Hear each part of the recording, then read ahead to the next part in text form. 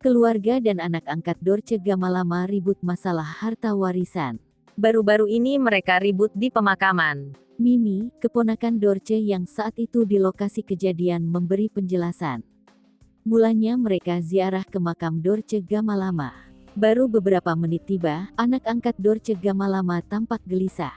Rupanya ia sudah melihat kehadiran keluarga kandung Dorce dari kejauhan. Angkat bicara perihal rasa tidak senangnya dengan anak angkat Dorce, kakak kandung almarhum blak-blakan.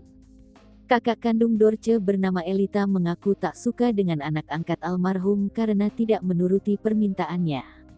Elita menuding anak-anak angkat itu ingin menguasai harta warisan Dorce. Padahal diakui Elita, yang sejak dulu mengurusi Dorce adalah keponakannya bernama Mimi, bukan anak angkatnya.